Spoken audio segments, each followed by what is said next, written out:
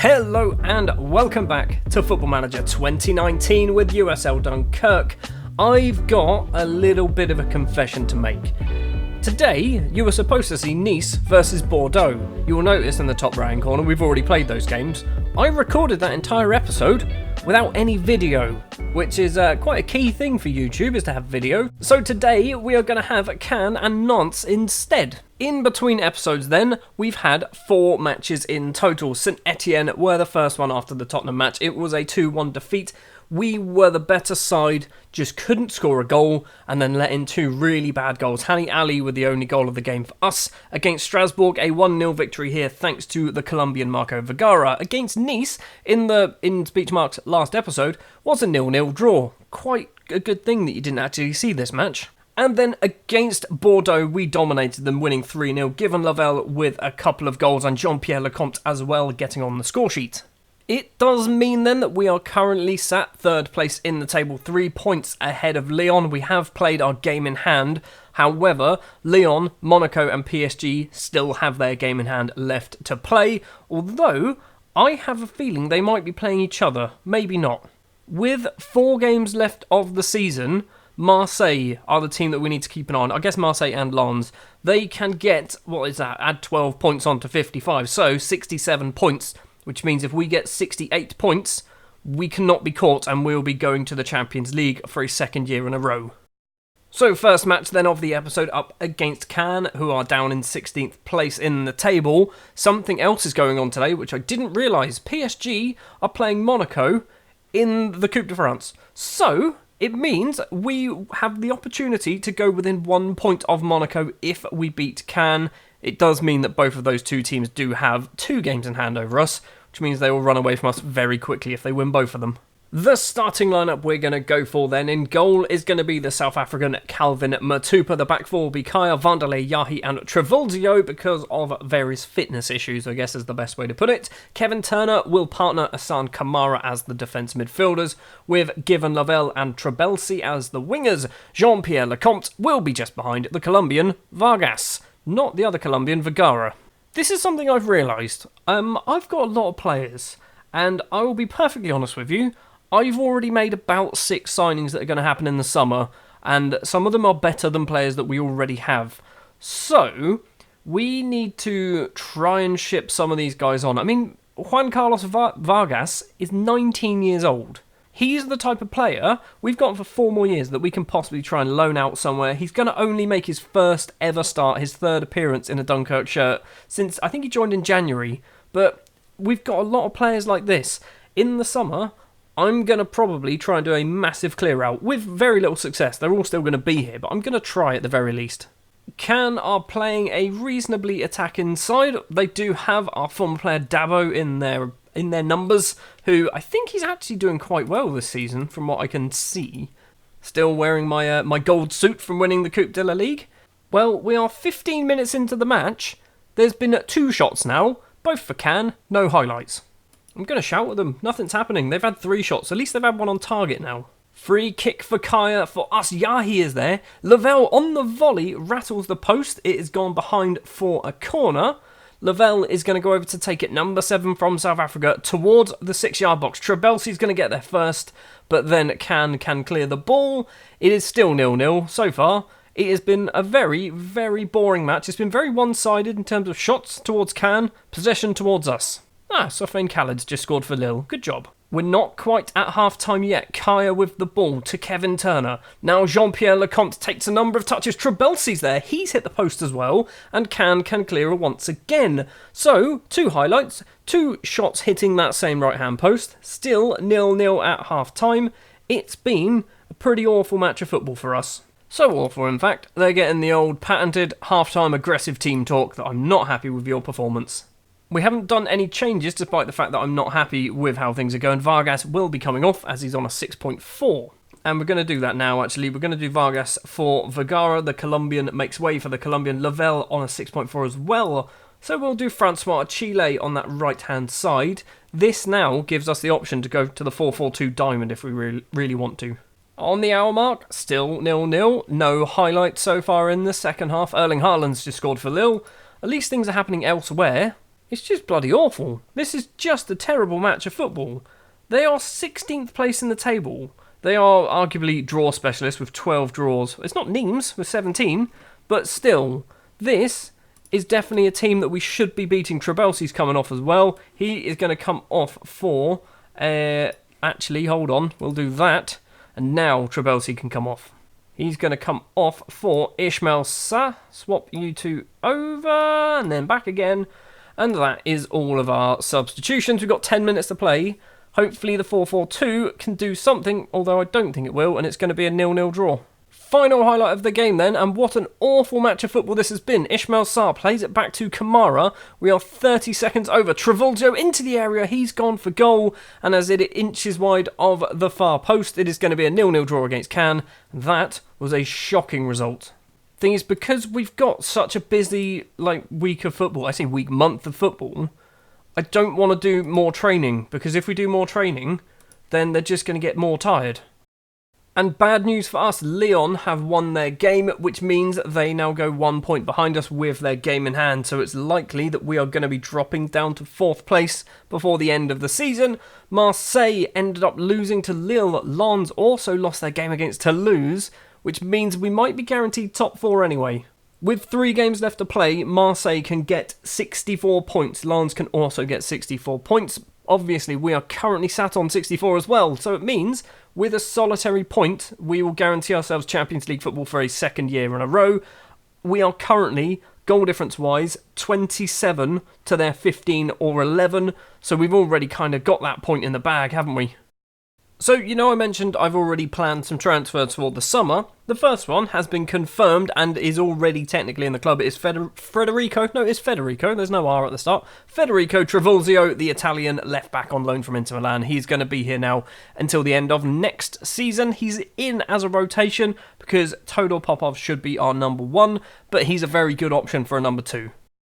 We're still a few days away from the next match, but the Champions League and Europa League semi-finals have just been played, and you will notice that the Champions League final will be an all-French affair. Monaco and PSG, the 2 teams who are currently sat 2nd and 1st place in the table. PSG lost the first leg against Barcelona 4-1, winning the second one 6-1 and 7-5 on aggregate. That is ridiculous. Unfortunately, though, in the Europa League, Lyon did lose to Tottenham, so Europa League is going to be an all-English final. The Champions League is going to be an all-French final. Match number 2 then up against our feeder club. Yep, they are still our feeder club, despite the fact that we've finished ahead of them for the last 2 years, maybe, possibly even 3 years. Nantes are still technically our parent club, which I'm probably going to need to cancel at some point. Maybe look at setting up a different one with maybe like a Juventus or a Man United or a Chelsea or someone like that, someone from outside of France, so we can start nicking some of their youth players for free transfers and loans and whatnot. 1 solitary point is all we need in order to qualify for the Champions League. Lyon will need just 2 points from their final 4 games of the season, so it looks like the top 4 basically is confirmed right now, isn't it? I've just seen as well Marseille are playing Lens, which means if that's a draw, it doesn't matter what happens here. The starting lineup we are going to go for then, we have gone to the 4-4-2 diamond. So, in goal is going to be Matupa, Niare, Vanderlei, Pokravac and Popov will be the back 4. Ismail Silla will be that defensive midfielder. He is unhappy, but it's because we're basically not playing him. So we're going to give him a game to see how well he does. Lucas Divis and David Burkic will be the 2 central midfielders. Kevin Turner would normally be that Carrilero or box-to-box midfielder, but he's suspended because he's picked up about 463 yellow cards so far this season. Jean-Pierre Lecomte will be the attacking midfielder, with Francois Achille and Marco Vergara as the front 2, and I always do it the wrong way round. There we go. I will tell you right now that Marco Vergara might not be with us next season. Not because we've got some interest in him or anything like that. Basically, I've brought another wonder kid from South America. So I need to kind of shift at least one of them on. There is interest in Vergara. There has been interest in Achille, but I think Vergara is the one who's more likely going to get enough interest that we can actually shift him on to a different club. This match better be more interesting than the Cannes match, because there was a total of 3 highlights, I think, in the Cannes match. Lyon have taken the lead against Le Havre very early on, so they've moved up into 3rd place now, so we've dropped down to 4th. Elsewhere, Marseille and Lens, still I assume 0-0. It's another match where nothing's happening. 25, 26, 27 minutes in, still no highlights. It's all Nantes by the looks of it in terms of shots, but nothing is actually worthy of actually showing to us, is it? Almost at half-time, and there is the first highlight of the game. Breton with the ball on that right-hand side, crosses in. Niare can clear, but only as far as Romario tries to cross it in, but can't. Vergara now smashes it up towards the Cameroonian Francois Achille. He's got two in the box. If he can cross the ball in, can't find Burkic. Silla's there. It's in the back of the net. Lucas Divis on the volley. The Czech midfielder gets the ball into the back of the net. He was in the right place at the right time there. That goal came from absolutely nothing, and we probably don't deserve to be winning this match. I'm glad that we are, but we don't deserve to be winning. It's still not half-time. Matupa to Vanderlei, the Brazilian and French right-back, centre-back. I mean, technically he can play right-back. Lecomte to Niare now on that right-hand side. He's going to get tackled by Romario, and now Nantes can possibly counter-attack with their left-back. Holds up the play, plays it forward to Shariu, back to the left-back Al-Hilali, maybe? Zagadou. He's played it inside to Lozano. Now they found a bit of space on that right-hand side with Breton to Bar. He's got no options really. Stops and plays the ball in ridiculously well. Claudio Civelli has made it 1-1. So far, we've had more highlights in injury time, and we've also had 2 goals in injury time. We're just awful at football at the moment, and I don't know what we can do. I mean, we need 1 point from the final 3 games of the season. 1 point is all we want, and I imagine we're probably going to get that maybe today against Nantes. Then the next 2 matches, it doesn't actually matter what we do, does it? I've done no changes at half-time, although both strikers, Vergara and Achille, are on 6.4s, so they probably shouldn't be on the pitch anymore. Also, David Burkic is on a 6.5, so he probably shouldn't be on the pitch either. What is going on with us as a football team? We can't play football to save our lives at the moment. Show some passion? Is that going to help? Vergara's dropped down to a 6.3. Maybe he heard me say that I want to possibly sell him in the summer. Right, we're doing all change. Vergara and Achille off. Ali and Ali on. Do we swap you two over? Definitely not. Burkic also going to come off for Given Lavelle. And now we try and rearrange things. Sure. Throw on for Nantes. The throw on finds Bar. Popov heads forward, but just straight to a Nantes player. The effort from Romario is just wide of the post, and that is probably going to be the only highlight of the second half. Ali with a free kick. The Egyptian Ali this time. It's in the back of the net. Hani Ali from the dead ball situation. The keeper got a very strong hand to it, but could not keep the ball out. We are back in front in a game where we really don't deserve to be.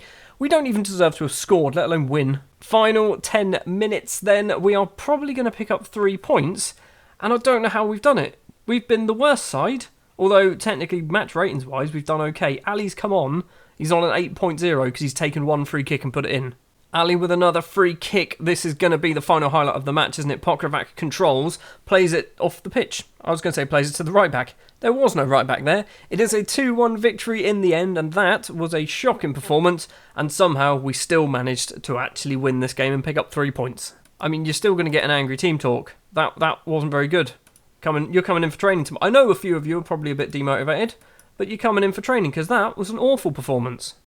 Elsewhere then, Marseille and Lens drew 0-0, which meant the result against Nantes made no difference to what actually happened. We have qualified for the Champions League for the 2nd year in a row. We are currently joint on points with Monaco somehow. How did that happen? Did they draw, lose? They lost to Montpellier. So, although I know they do have 2 games in hand, it's unlikely that we're going to stay joint on points with them, but there is a slight chance. There it is. Dunkerque qualify for Champions League once again. I don't know whether our seeding is going to be any different. Probably not. We're probably still going to be 4th seeds in the group because we've only ever played in Europe 1 year. Transfer budget for next year? £19 million? We've currently got £25 million for this year and we haven't spent it. So I'm not really sure why we're having less money next year, despite the fact we're going to pick up even more cash that we're just not spending. That is going to do it then for this episode. Next episode will be the final 2 games of the season up against Sochaux and the champions PSG. I would like to finish 2nd. I think we're probably going to finish 4th because Lyon have a game in hand. Monaco have 2 games in hand. I will check actually. When are Monaco's games in hand being played? So, on Wednesday, on the 9th. So they're actually playing in the middle. So every Wednesday up until the end of the season they are playing as well. So they've got it looks like Strasbourg and Nice as their games in hand. Lens is a tough match. Nice is not an easy match. Strasbourg isn't an easy match.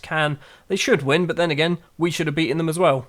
While we're looking at it, who have Lyon got? Nantes is going to be their game in hand on that Wednesday, the 16th of May. So, that is going to do it then for this episode. Thank you very much for watching. If you did enjoy, if you wouldn't mind leaving a like, if you want to see more, hit the subscribe button, and I'll be back next time for the final 2 games of the season, and then we will be moving into our brand new stadium, which is probably going to get expanded the moment we move in there, because it's going to be far too small for Champions League football.